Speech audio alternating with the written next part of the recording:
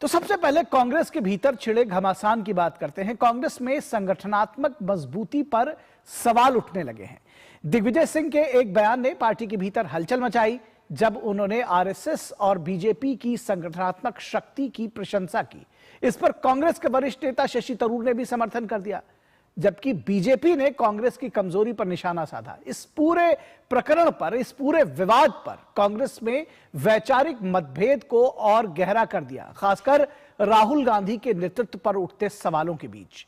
क्या पार्टी में नेतृत्व का संकट गहरा रहा है? देखिए यह विशेष रिपोर्ट।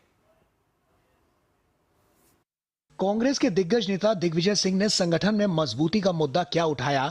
कई कांग्रेसी नेताओं के जख्म हरे हो गए। दिग्विजय सिंह ने बिना नाम लिए आरएसएस और बीजेपी के बहाने कांग्रेस के संगठनात्मक ढांचे पर हमला बोला, तो कांग्रेस सांसद शशि थरूर ने दिग्विजय सिंह के आरएसएस और भाजपा की संगठनात्मक शक्ति की प्रशंसा करने वाले बयान का समर्थन किया। शशि थरूर ने कहा कि हमारे संगठन में अनुशासन जरूर होना चाहिए। जी, मैं भी चाहता हूं कि हमारे संगठन जरा से मजबूत हो और हमारे संगठन के अंदर तो डिसिप्लिन होना ही चाहिए, तो लॉजिकल है। तो ये लेकिन दिग्विजय सिंह साहब अपने आप बोल सकते हैं ना। शशि थरूर की ये प्रतिक्रिया कांग्रेस सांसद दिग्विजय सिंह द्वारा प्रधानमंत्री नरेंद्र मोदी की एक पुरानी तस्वीर साझा करने के एक दिन बाद आई। दरअसल शनिवार को कांग्रेस कार्य समिति की बैठक से पहले कांग्रेस के दिग्गज नेता दिग्विजय सिंह ने सोशल मीडिया प्लेटफॉर्म एक्स पर ब्लैक एंड व्हाइट तस्वीर साझा की, जिसमें भाजपा के वरिष्ठ नेता लाल कृष्ण आडवाणी कुर्सी पर दिखाई दे रहे हैं, जबकि युवा नरेंद्र मोदी उनके पास जमीन पर बैठे नजर आ रहे हैं। इस तस्वीर के साथ दिग्विजय सिंह ने आरएसएस और भाजपा के संगठनात्मक ढांचे की प्रशंसा करते हुए लिखा, क्योरा साइट पर मुझे ये चित्र मिला, बहुत ही प्रभावशाली है। किस प्रकार आरएसएस का जमीनी स्वयंसेवक और जनसंघ का कार्यकर्ता नेताओं के चरणों में फर्श पर बैठकर प्रदेश का मुख्यमंत्री व देश का प्रधानमंत्री बना। ये संगठन की शक्ति है। जय सिया राम।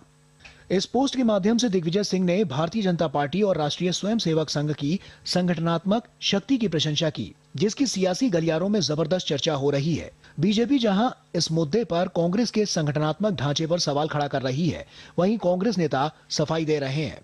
अब राहुल गांधी के जो मेंटोर है दिग्विजय सिंह जी, वही बार बार ट्वीट करके कह रहे हैं पब्लिक डोमेन में कि राहुल जी आपको कन्विंस नहीं किया जा सकता, मतलब कि वो सच नहीं स्वीकारना चाहते। उन्होंने जो कहा है इसका साफ अर्थ यह है कि कांग्रेस वोट चोरी से नहीं, संगठन की कमजोरी से हारी, और इस बात को एंडोर्स कर रहे टीएस सिंहदेव जी, इस बात को एंडोर्स कर रहे राशिद अलवी।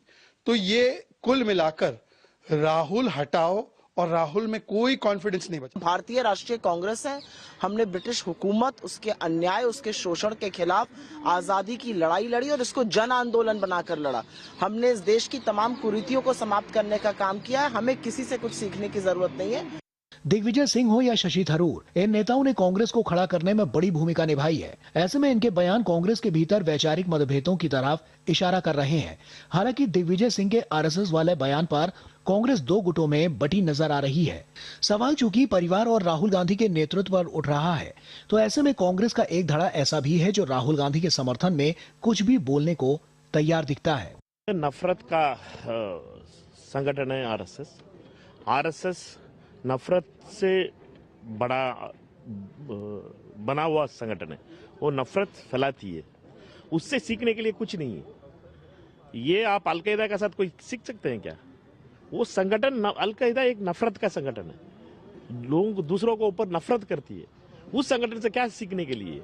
जहां कांग्रेस 140वां स्थापना दिवस मना रही है, वहीं पार्टी के भीतर असंतोष भी उभर कर सामने आ रहा है।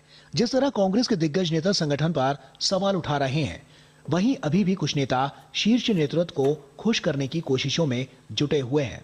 Bureau report, DD news. और